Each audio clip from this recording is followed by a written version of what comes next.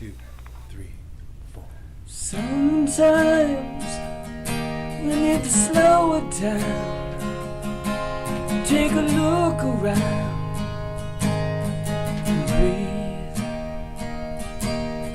'Cause these times go by so very fast, moments never last.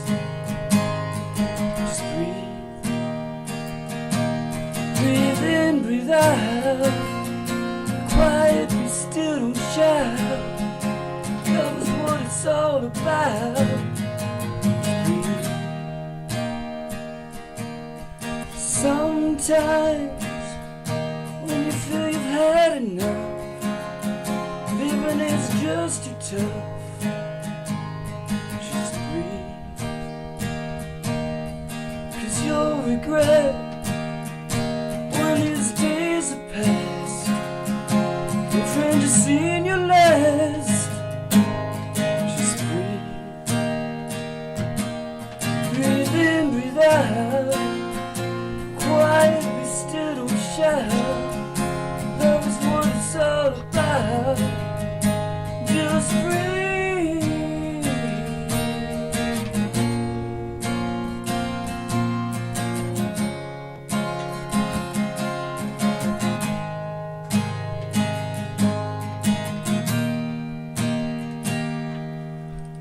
Breathe in, breathe out. Love is what it's all about. Be quiet, be still, don't shout. Just breathe. Just love. Just love. Just love.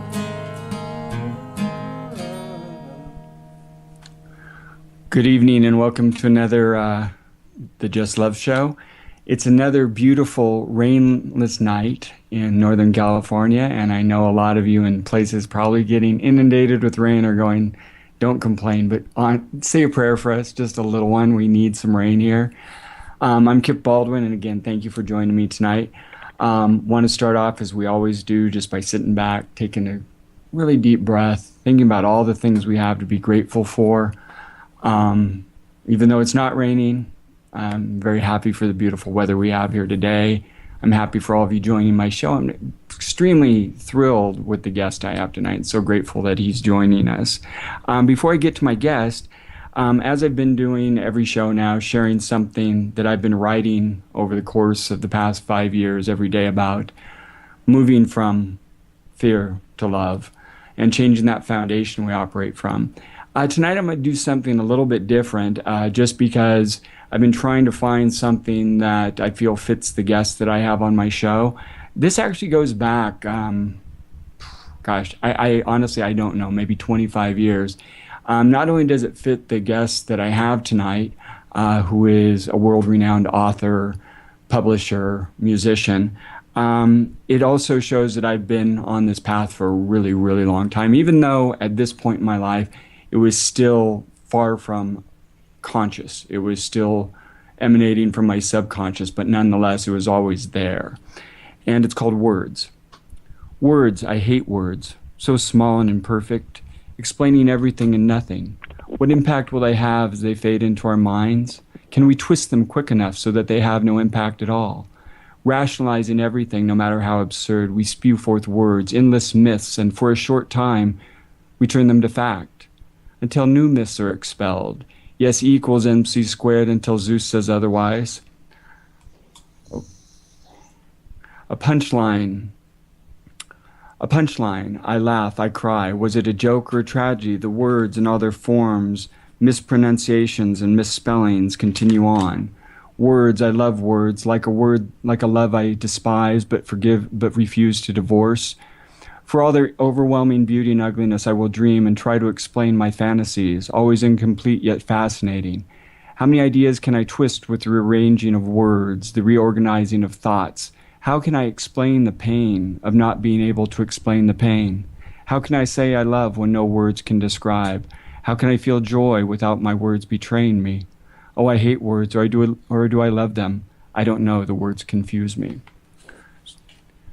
And without further ado, I would like to get to my guest. As I said, he's a world-renowned author, publisher, musician. His name is Marc Allen, and I got to know Marc through friends of the Just Love show, Harold Becker and John Goltz from the Love Foundation. They were gracious enough to introduce me to Marc, who I shared a first draft of a book I'm working on with, and he gave me some tremendous advice. And from that, I've been keeping in contact with Marc off and on over the past few months, and Harold had suggested what a great guest he would be for the show. So I reached out to Marc a couple weeks ago and asked him if he had the time to appear, and he said yes. Marc also has a new book coming out called The Magical Path, which I've read the introduction. It's fantastic. I'm really looking forward to Marc sharing this with me.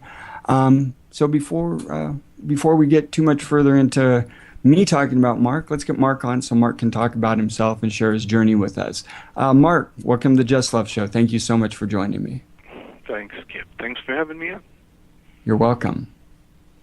So the way, like we discussed, I just like to start off with people finding out a little bit about how you became you, how you started down this path to love and enlightenment and wanting to find a way of being that not only fulfilled you, but fulfilled the needs of all.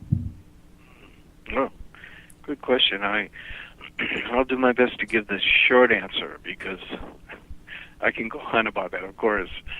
But I know people are more interested in what we have to say that affects their lives, So maybe some of this will affect their lives.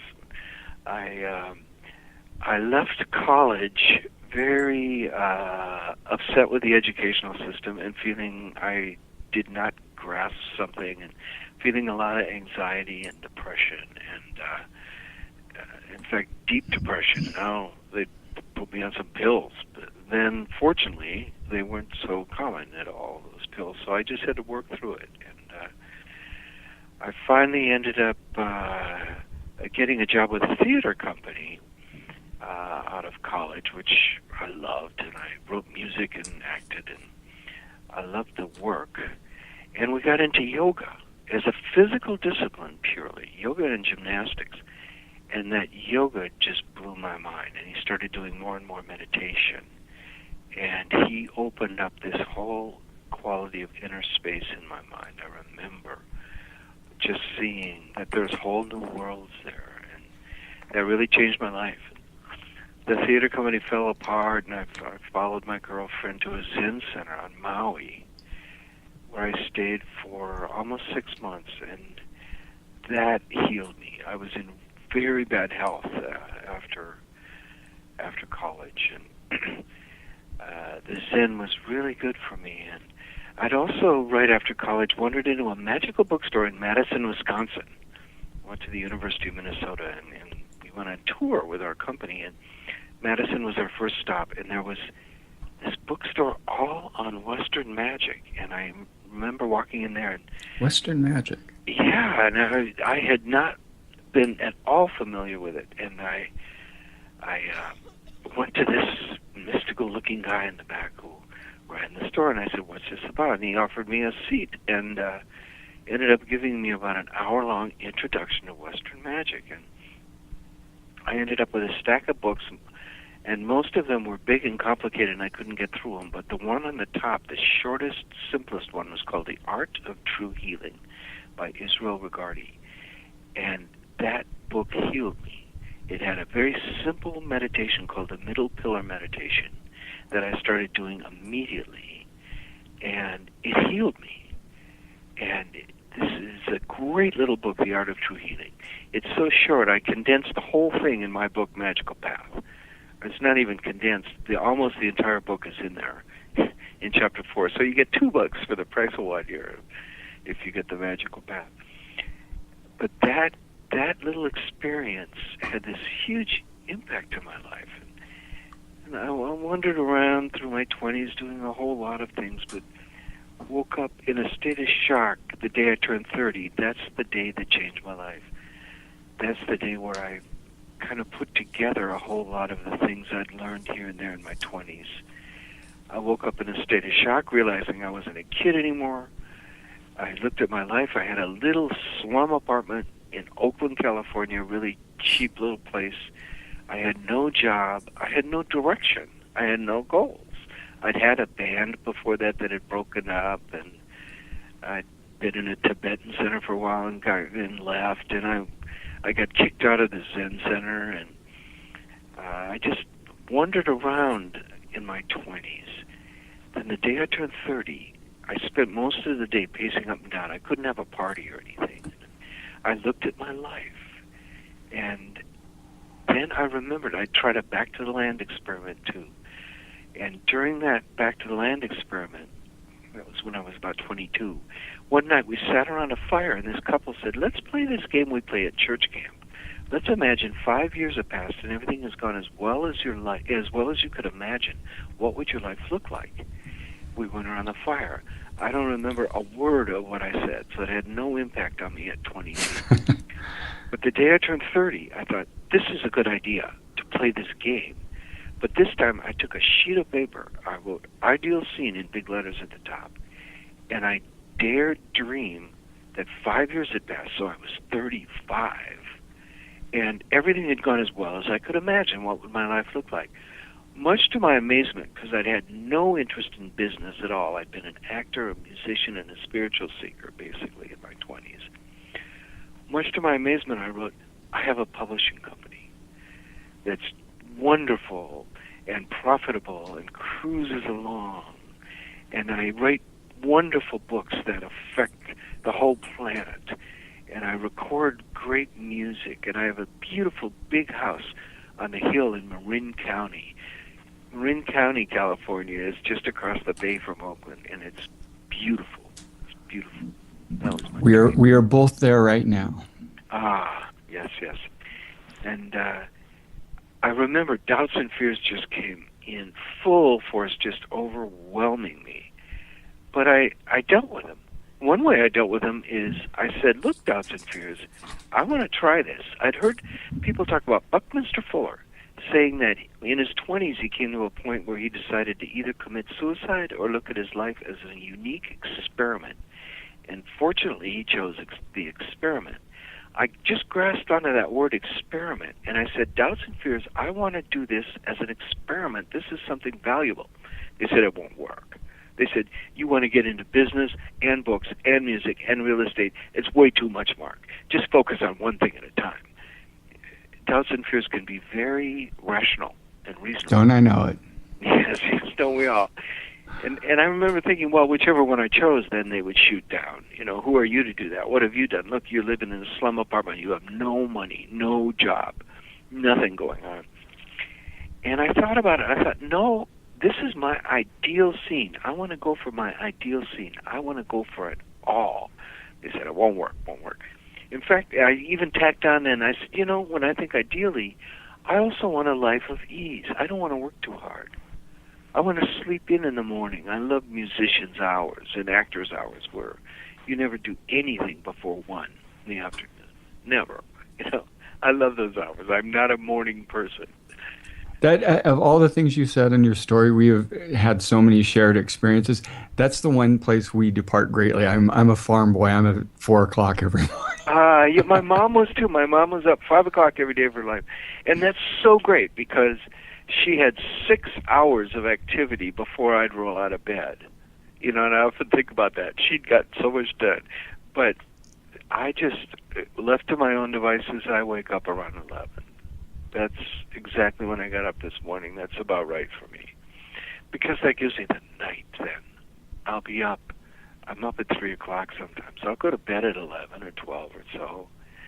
But then I'll read for several hours sometimes, or I'll wake up, and my best writing is done at 3 a.m. Mm-hmm. So I remember saying, okay, this is my ideal. I want it all, and I want to do it in my own lazy way. Doubts and fears said, it'll never, ever work. And I said, I want to try it as an experiment. Let me try this. This is important. Let me try this for a year or two as an experiment. Don't bug me, doubts and fears. For a year.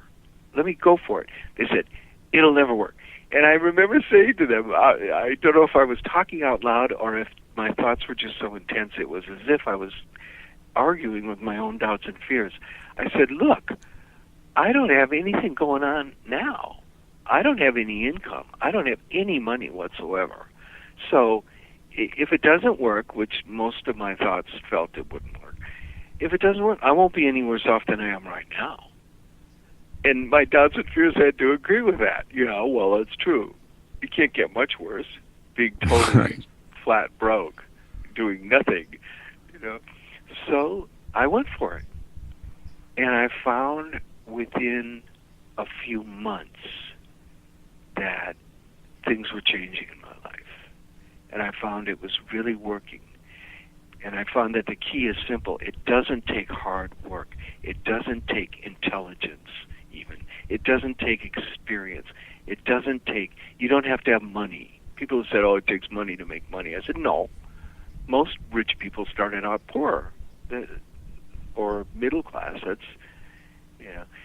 All it takes is focus and will and desire and persistence, focusing on that. And you don't even have to focus all the time. I heard the great analogy that a plane is off course over 95% of the time, but the pilot just keeps correcting over and over and over, and it reaches its destination. When I heard that, I said, that's the story of my life.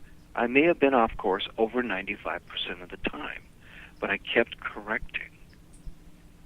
And I realized my 5-year dream. I have a beautiful publishing company. I've written and published, 16 books now, I think. I've done 7 albums, and I have a beautiful home on a hill in Marin County, just like I dreamed of.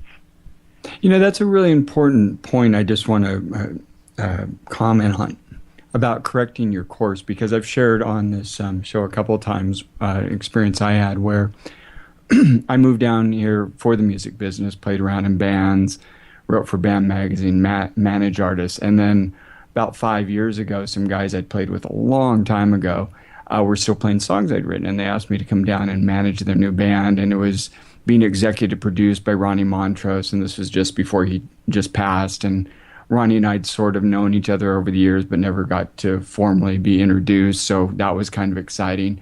But what I found from going and seeing these guys who I didn't particularly like 26 years ago, and thinking, well, okay, these are my college buddies, basically. That was my college experience. Wow, how cool, I'm going to reconnect with these guys. And what I found instead was this little lesson that even though I thought I was doing what I'd wanted to do at that time when I came down here, because it really wasn't the type of music I wanted to do, instead of really looking for the Janis and the Jimmy and the Otis experience, which is what I was seeking, instead I found myself in this hairband mishmash. And I looked and I realized that, even if you feel like you're doing what you're doing and you're following the dream, if you set your course slightly off, you end up in China instead of Hawaii. And I think it's really important, the correction part, to really reinforce in people. It's like, yes, set your goal, but understand that, it's not a straight line, that you have to keep correcting. I think that's a great piece of advice. Yeah, I did 4 simple things when I turned 30. I wrote my ideal scene. I stared at it. I dealt with my doubts and fears enough to then, I wrote a list of goals. I had 12 of them at the time. Now I'm down to 6. I stared at that, and then I rewrote every goal as an affirmation, as if it is coming true now. And to each one I added, in an easy and relaxed manner, in a healthy and positive way. And then I wrote the goal. And I started affirming those goals and affirming those goals. And then over the next few weeks and months, plans started emerging. And I know it's because I was doing the affirmations. I've heard this story since from so many others, too, so it's not unique at all. You start affirming, I'm now creating the career of my dreams in an easy and relaxed manner, even if you're not sure what that is. Then all these ideas start coming to you. They just start emerging from your subconscious. And then all these plans start emerging. As soon as you get a clear, concrete idea of what you want to go for, a plan will emerge. It can be in the middle of the night or just on waking, or it can just be walking down the street. Suddenly, a simple plan emerges, and you see the next real obvious steps to take. Oh, I should just write this down, or I should call this person, or I just need to research this, and the next step becomes obvious. And you just take that step and keep affirming, the next step becomes obvious. And before you know it, you're really moving toward that goal very quickly in some cases. Depending, if it's a big goal like my house on the hill, that took me 15 years to reach that. But I literally made a plan emerged. That was one of the few plans I ever made that never changed. All my other plans for my business, my writing, my music have changed completely and keep changing. But my plan for real estate absolutely didn't change. I sat in my slum apartment and I wrote down real estate. And this is what came to mind once I was affirming I'm now creating this beautiful house on a hill in Marin. It was 1, move to Marin and rent. 2, find and get into somehow the cheapest home in Marin County. And then 3, wait until that home is approved or improved enough so that you have enough assets to buy a nice home in Marin County. And then 4, wait till that home is improved enough, or what's the word? Gained enough equity to take that and buy your dream home on a hill. And that's exactly what I did. It took me about 15 years. So back to when you began to put this plan together, and you started to visualize this. Now, had you had experience in publishing? Obviously, you had experience as a musician. Had you ever thought about real estate? Because, out of the 3 things you chose there, as far as business, the real estate was probably the least risky. Yeah. But had you had experience in any of those things before? I'd sort of had some. I'd been in the Nyingma Tibetan Center in my early 20s for 3.5 years in Berkeley, and we worked at Dharma Press. So I learned typesetting there, and I saw what publishing was. And then I even spent a year with a man named Ken Kais Jr. in Berkeley, who had written a book called Handbook to Higher Consciousness. And he self-published his own thing, and I sort of saw that. But at the same time, in my 20s, I had seen the movie Brother, Sun, Sister, Moon about St. Francis about 7 times, and I was trying to live like St. Francis. And the way I interpreted it was, have nothing to do with money. Money corrupts.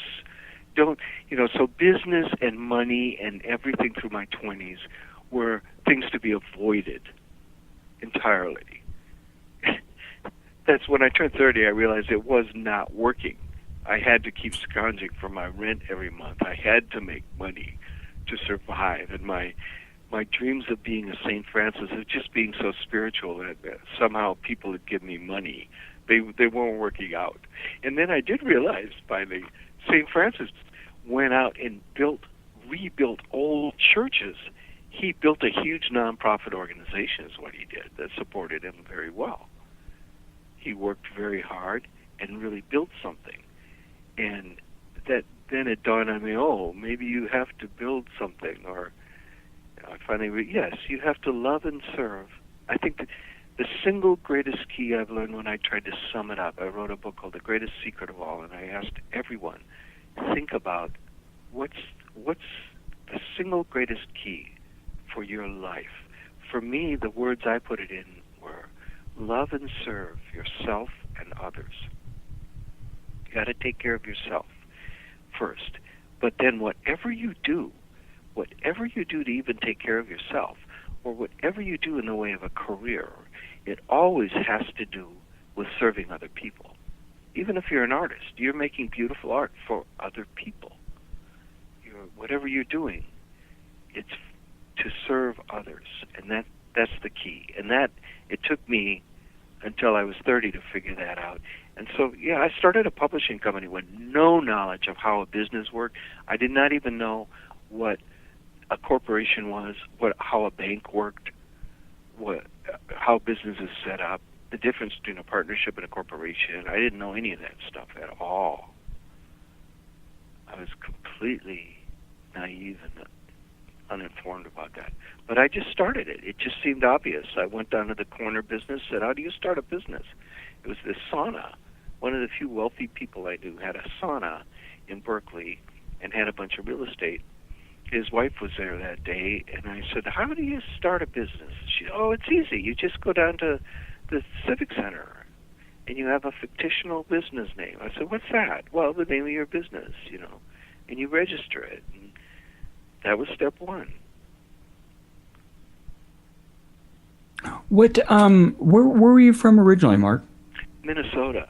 Minnesota. And when did you move to the Bay Area? Was there something in your early upbringing that you can look back on and say, gosh, this seed was in me, or this little spark was in me that... No, it wasn't until I was 21, I think it was, with a theater company from Minnesota called the Firehouse Theater, and we traveled the country. We played off Broadway in New York for 6 weeks in the summer of '68, and then we ended up in San Francisco. And the whole company moved there. We all said, ooh, we like San Francisco. And so the whole company moved there. As soon as I got out to San Francisco, I said, what have I been putting up with those winters for? I'm free to move. And I've been out here ever since. And do you look back at, the depression, the things you went through, as something that... you look back and say, gosh, I wish I could have avoided that, or something that you embrace now and say, gosh, I'm really glad I had those experiences because they made me who I am today? It's funny. I was just thinking about that. I'm so grateful for every moment of my life because it's led to this. I just went to a high school reunion and met a bunch of friends that some of them just got married right out of high school or right out of college, and then worked all their lives and seemed real happy, I could not do that at all. I had a beautiful girlfriend in college who wanted to marry me. I couldn't think of marrying and settling down or anything. I had so much anxiety, and I really felt something was wrong with the world and wrong with me, and I couldn't put it in words exactly. It was like your poem at the beginning. I like that, with that love-hate relationship you have with words. I could not nail down what it was exactly, but something was wrong, and I felt this anxiety all the time, and that forced me to go on my spiritual quest. It forced me to stay in a Zen center that was really rigorous. We got up at 5:30 every day. We meditated a lot every day, and boy, it was very disciplined. I finally got kicked out for breaking all the rules. Or a lot of the rules. There were so many rules. But I'm glad. I'm really glad for that anxiety now, because if I didn't have that, I might have settled down with my girlfriend and just had a regular, normal life, and who knows? Yeah, my experience was growing up in a small town in Washington. I outside of having an experience with the infinite when I was really young, I just knew I had to get away from this small town where God bless them, my parents still live today. I would have lost my mind. I had nothing in common with the people there for the most part. I'm grateful for being there. I love the fact that I grew up on a farm. That aspect of it I love. But growing up in this one mill town, it was suffocating me entirely. In fact, to the point where before I moved to California, I joined the Navy and was an electronic technician, or went to A school and things to do that. And I joined the Navy simply because I wanted to get away from Camas, Washington, and my dad had given me the option of either paying for college or buying me a car, and at 17 the car seemed the better deal. And I figured since I wanted to be an electronic technician, well, I'll join the Navy. And I did. I scored in the top 2% on my entrance exam, so I got to pick when and where I wanted to go in. So I picked going into boot camp in Orlando just in time to get out for spring break.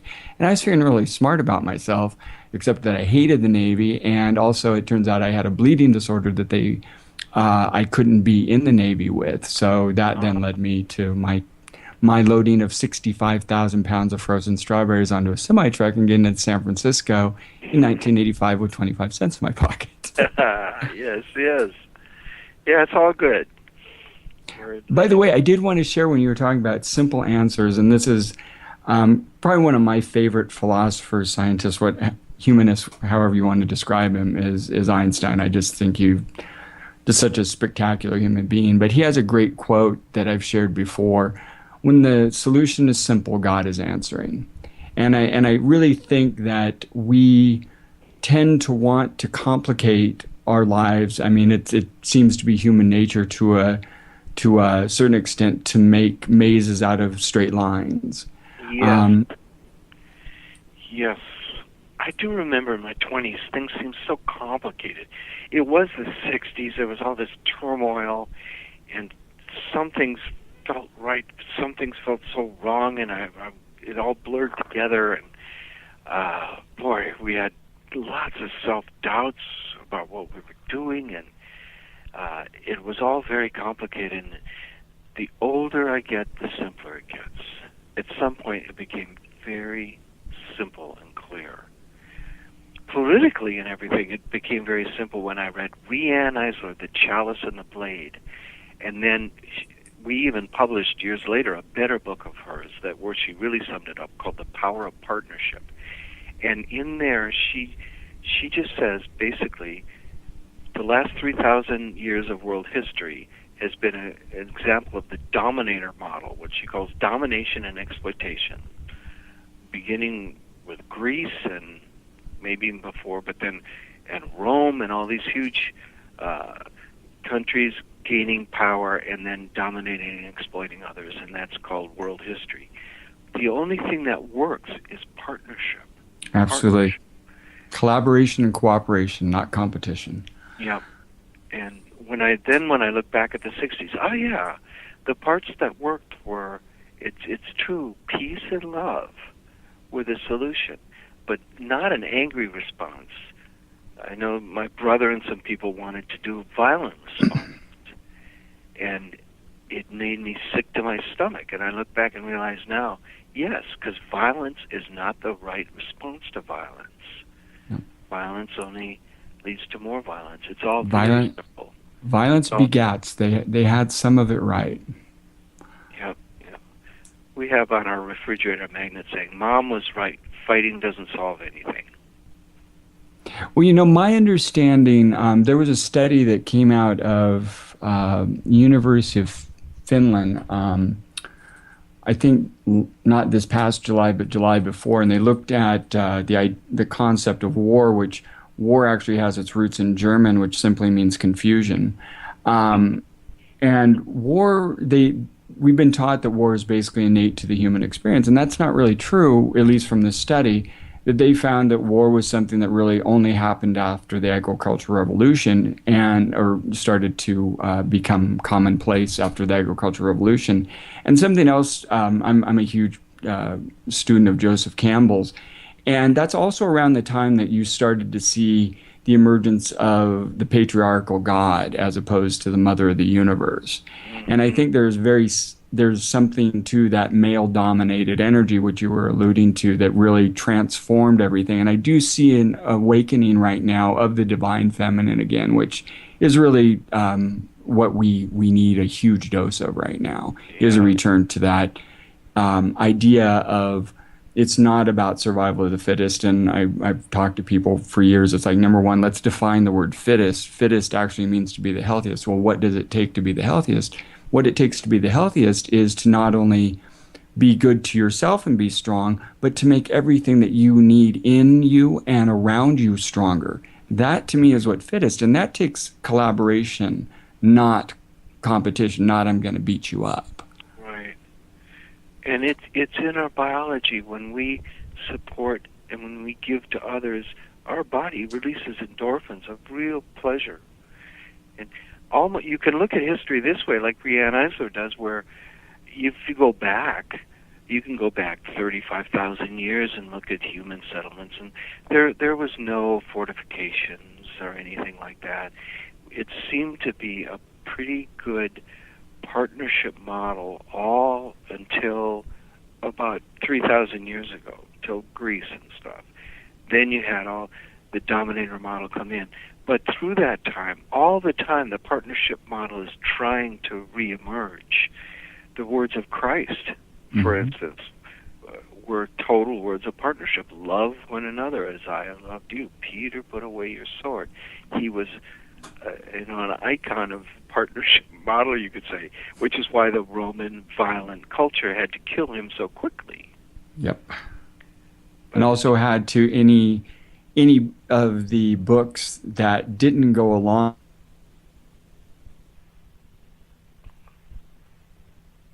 Hello? Uh-oh, did we lose him? I did. Mark? There you are. There you are. Oh, sorry. We lost you no. for a second. Oh, not a problem. I'm not sure what happened.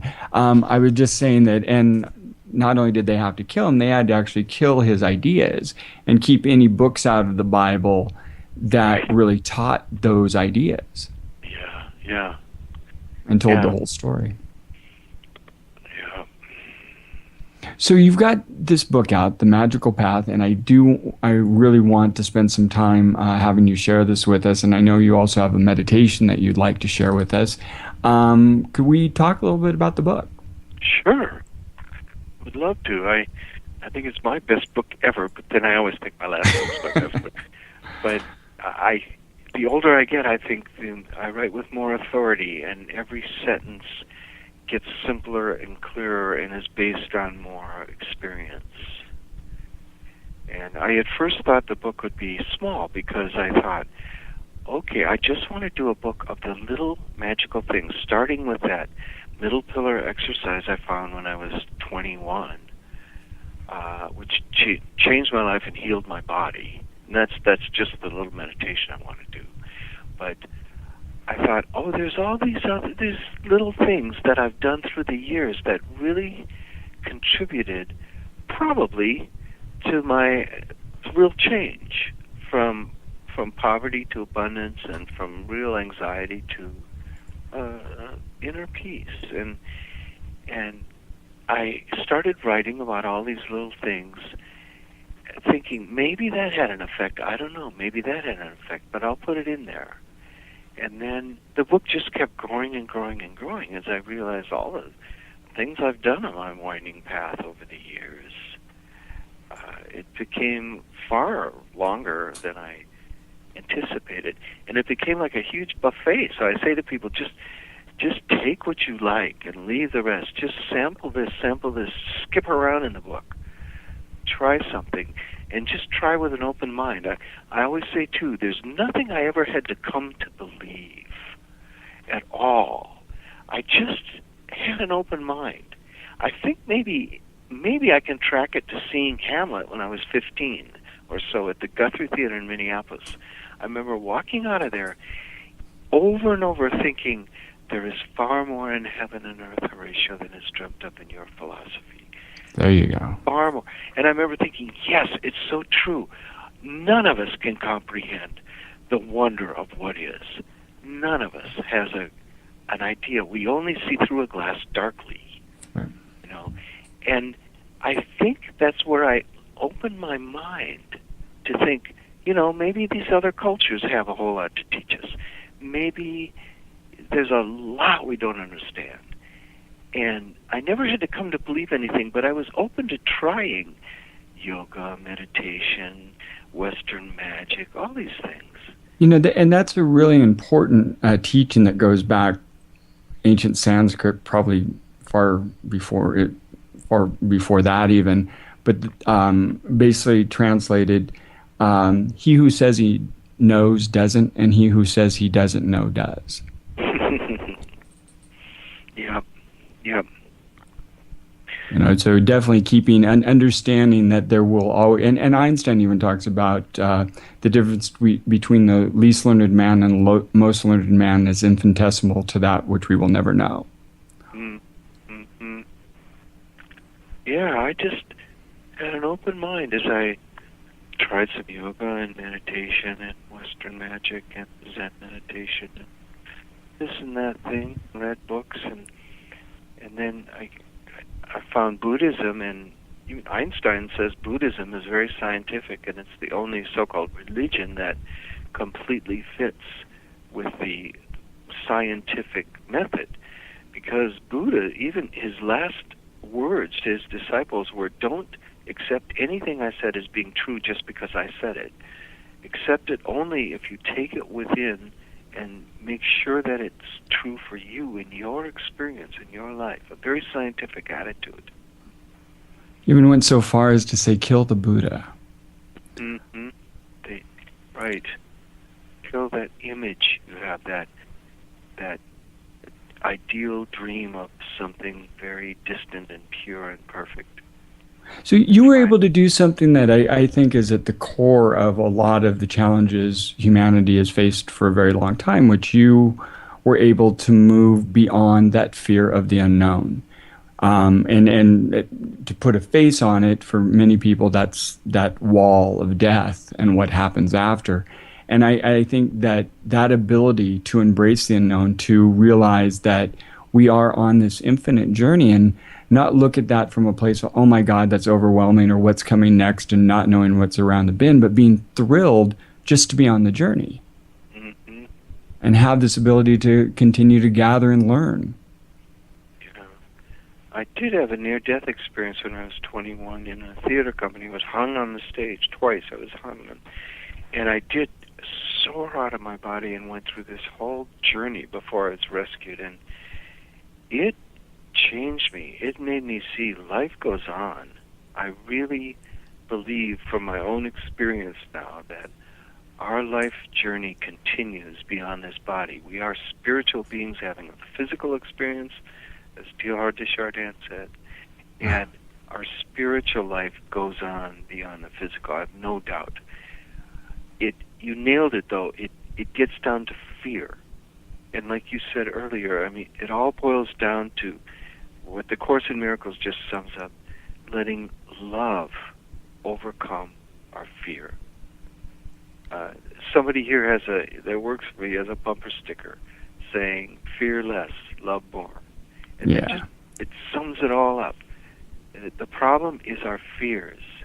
Any decision we make based on fear, any life choices we make based on fear, any way we look at the whole world based on fear is unfortunate for us. It has unfortunate consequences. The decisions we make based on love, the things we do, that's what I just keep saying to kids and to everybody. Do what you love. Do what you love. And you can find a way to make it work for you financially. I feel I've got to mention this just because there's been two synchronicities, and I think I'm being asked to mention this. I'm not sure where it'll go, but you mentioned St. Francis earlier. Then you just mentioned Pierre Teilhard de Chardin, who's one of my favorites. About 2 years ago, I spent a year working with the Jesuit Retreat Center in Los Altos, sort of rehabbing their brand because they're almost 100 years old now, and literally their retreatants were just dying off. And I'm not religious in any way, so this was, and I walked in and talked to them like I talked to you. And it was interesting because they hired me when Benedict was still Pope. And then Francis became Pope, and it was just a really amazing experience to get into all that the Jesuits had done. Now, were they always perfect? No, but who is? But boy, do we owe them a lot. We owe them universities and hospitals and some of the truly great thinkers of our time and truly courageous people who stood up to their own church, whether it was Pierre or Anthony de Mello. Truly an amazing group of men. Yeah, that's true. It's very true. The solution to all the world's problems will come out of love, not fear, and it is respecting and admiring the contributions of every religion and every nonprofit and even every government. It's governments, religions, other nonprofits. We all need to work together. Absolutely. Yeah, I think Western culture has made the mistake as we came over and conquered and took. We threw the baby out with the bathwater, and where we didn't throw the baby out with the bathwater, we didn't really credit enough where the source of some of our ideas came from. For instance, even though it's out there, not a lot of people understand that really the basis for our Constitution, our government, came from the Iroquois. And we wiped that out and didn't embrace fully the culture and what they founded their belief system on. And I think it's so important that we don't make that same mistake now, because not everything, and I've debated this with people, because obviously you can point and say, look at what religion's done here and religion's done there. And I will agree that there's been a lot of very bad things done in the name of God. But I will also say that there have also been a lot of really good things, and there's a lot of important teachings that we need to pay attention to. So people definitely have to be careful not to throw the baby out with the bathwater, and not to try to demonize the other too much, because then it becomes a wall that blocks us from understanding one another. Right, absolutely. It's true of religion. It's true of science. Look, the horrendously horrible things science has done, like the atomic bomb. Oh, yeah. You know, what could be worse? And yet, of course, look at the wonderful things science that extend our lives and all kinds of good things. And, I do have to chuckle now that science has gotten to the point where they're embracing almost their own spiritual path without choice, as they've gotten down further and further, and they're going, hey, we get down far enough, there's nothing there anymore. Yeah. So what are we? You're right. Scientists have gotten very metaphysical. I mean, Einstein is the shining light. He translated ancient Hinduism so beautifully in many of his comments. Like, Hinduism always talks about, and Buddhism, that this is an apparition, this is an illusion, this is Maya, we don't see it. Einstein came along and said, well, what we see is an optical delusion. That's how he put it. Yep. It's an optical delusion. Oh, yeah, our eyes don't see the oneness of what is. We just see separation. Yep. It's an optical delusion. So you can look at it scientifically. So yeah, all these scientists are getting very metaphysical. It was funny, my dad, who's a devout atheist, which I always find atheists funny, because I'll say, it takes just as much faith not to believe there is a God as to believe there is one. Right. And he sort of slipped up the other day. We were talking about the Higgs boson and what that means to have found the particle that gathers energy together to create matter. He goes, well, matter is just energy, and it's an illusion. And I wanted to stop him and go, okay, think about what you just said there. We've been debating this for a long time, Dad, that this is all an illusion, and that is your dream more real than reality, and heated debates. And I wanted to stop him for a moment, but I figured, I'll let him come to it on his own. Mm-hmm. It does boil down to semantics and words. I tell atheists, so every atheist believes in something. What do you believe in? And physics and chemistry. You believe in. We all have to understand what created this universe. What do we believe created this universe? It can be physics and chemistry. It's all equally as miraculous. Whether you call it God, and to me it even just boils down to words, some empty semantics. Whether you want to call it God or call it physics and chemistry or call it creative visualization or whatever you want to call it, it's fine. Call it magic. When you talk about that in the introduction to your book, that call it whatever you want. It doesn't matter, but here's what it is. And that's what I get to with people who are sort of still warring with the word love, or have allowed the fact that it's been marginalized for them to stop embracing it. And it's like, fine, call it whatever you want. So, I said, okay, well, why don't we put it out there as a question and, kind of steal from Tina Turner. What's love got to do with it? And then show people this is what love has to do with it. And I think their Course in Miracles has been really helpful for millions of people by just so simply summing it up, saying, in our consciousness, we have a choice every moment between love and fear. Mm-hmm. And we're either in love or fear. That's what it boils down to. Whatever emotion we're feeling, whatever thoughts going through our minds, they're either based in love or fear. So that's why love is so powerful. Love can overcome fear. And love is, okay, is this getting metaphysical? Love is the force of creation. Yep. I mean, literally, physically, two people come together in love and create something. I think the whole universe, you could say, was created by love, or whatever you want to call it. But here in our human bodies having this life, we're either in a state of love, doing what we love, it being in the moment, enjoying it, or we're in a state of fear, usually related to past or future. And it's our choice. So it becomes very simple, and that's why love is so important and powerful for every one of us. It is an entire brief path, very quick, rapid path to a wonderful, fulfilling life. Well, and here's the real kicker for me, at least I believe this, is that even fear is born of love. You turn your back on love, that fear of not having love, it all comes from love. So even your fear is born of love. Uh-huh. Well, that's a beautiful thought. I think that's true. I mean, everything love is. The only way, from my perception, is like we come here to have whatever experience we choose to have. And these experiences we have are experiences of duality. So you have to have this thing to compare whatever you're experiencing to. Otherwise, if you were to exist as the absolute oneness, God, infinity, whatever you want to call it, then these are abstract concepts that you're just imagining but not actually having the experience of. So love had to manifest fear as the opposite to itself, so you could go, wow, this love thing's amazing. Mm-hmm. Right, just like we need darkness in order to see light. Yep, the light creates the shadow. The shadow does not create the light.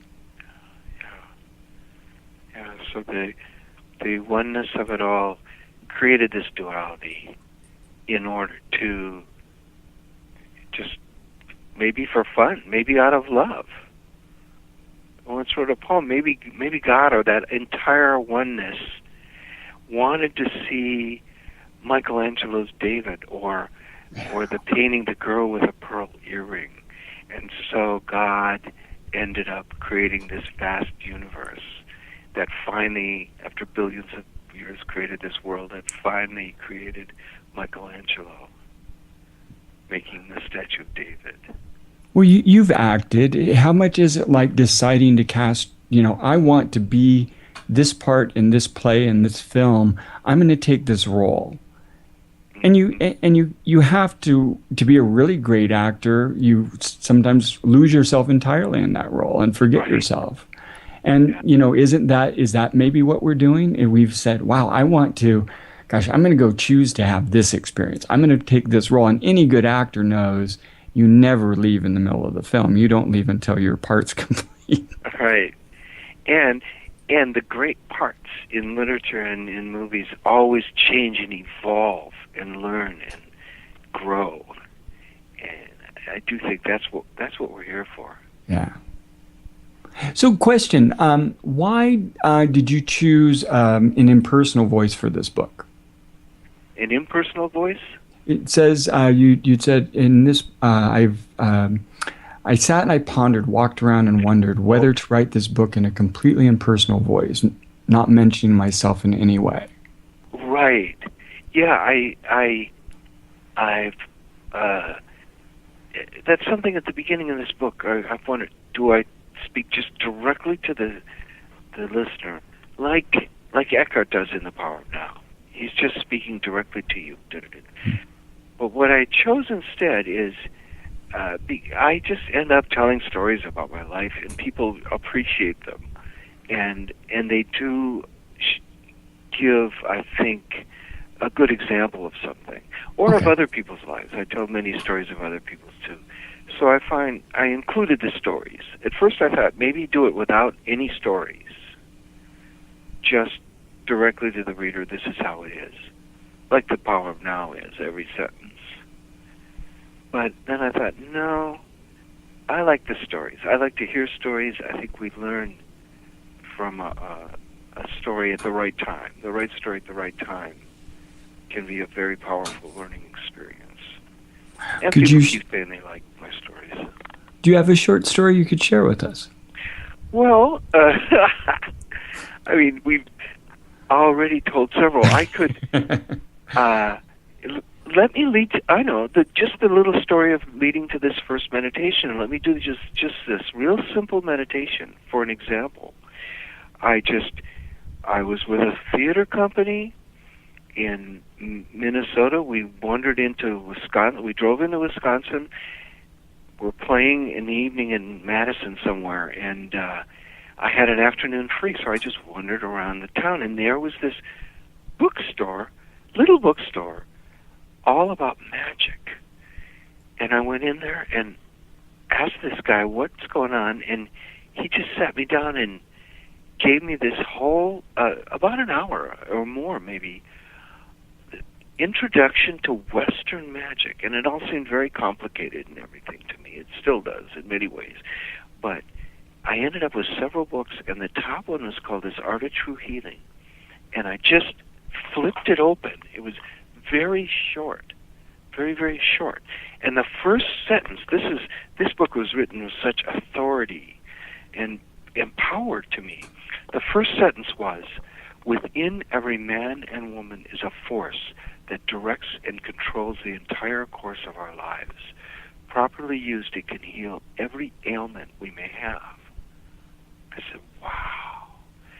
And as I read on, it just did this simple little meditation that I immediately did, and I immediately afterwards felt the power of. So let's do this little meditation. It just takes 1 minute. I'll take a minute. Let's just all get comfortable, sitting, or I usually do it lying flat on my back because I'm so lazy. But you meditate the same way I do. Right. My favorite meditation posture and yoga posture is the corpse posture. Just flat on your back, arms at your sides, out a little bit, palms up, whatever. Just get real comfortable. Close your eyes, take a deep breath, and just relax your body from head to foot. Just let everything go. Take another deep breath and do it again. Just feel that energy at the top of your head, like going through your whole body, just relaxing and letting go. Take one more deep breath and feel your mind and thought, and just let your thought go for a second. Just feel that vibrant presence within. Then just imagine at the top of your head is this healing light energy. Kind of feel it right at your crown chakra, they call it, right at the top of your head. Merging with the universe is this wonderful, warm, vibrant light. And feel it at the top of your head. Then just feel it slowly drop down and fill your entire head, your sixth chakra, your third eye, your brain is filled with healing energy. And just affirm this light is healing every synapse of my brain, every cell of my brain is being healed. And then feel it drop down to your throat. Feel that light energy healing your throat. Then feel it drop down to your heart and lungs. Feel it expand and heal. Feel that your heart is in perfect health. Your lungs are in perfect health. Take a deep breath into your heart and lungs. Feel that light drop down into your third chakra, your powerful center, your digestion center, your stomach, your colon, all the digestive system. Feel it fill with healing, wonderful light. Feel it drop down to your sexual organs. Healing, filling them with light and life, creative life energy. Drop down further and further to your root chakra, they call it, right where you sit. Healing, healing,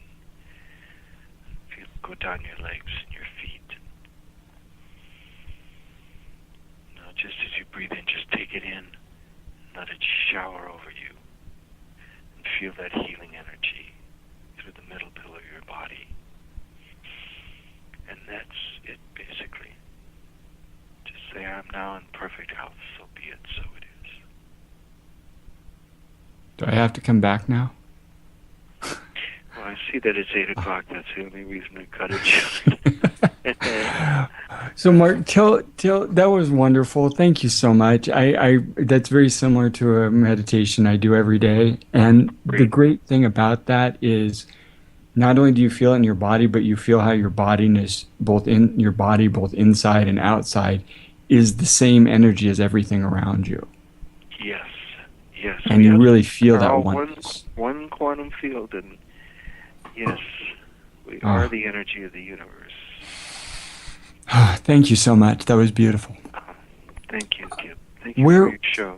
Not a problem. Before one, we're going to play a song of Mark's to end the show, as we do with all my guests. This is a composition of Mark's called The Threshold of Awakening, or Threshold Awakening. I don't want to... It's At the Threshold of Morn from the album Awakening. Okay, got it. At the Threshold, sorry.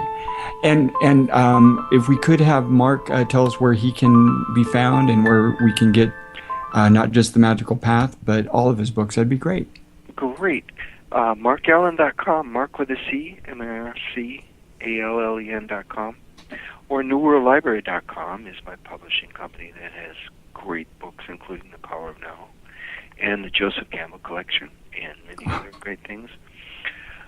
Either one will lead you to me and my work. And you can find me, Kip Baldwin, at the JustLoveMovement.com, at JustLoveMovement.com, or at JustLoveMovementRadio@gmail.com, or you can find me on Facebook.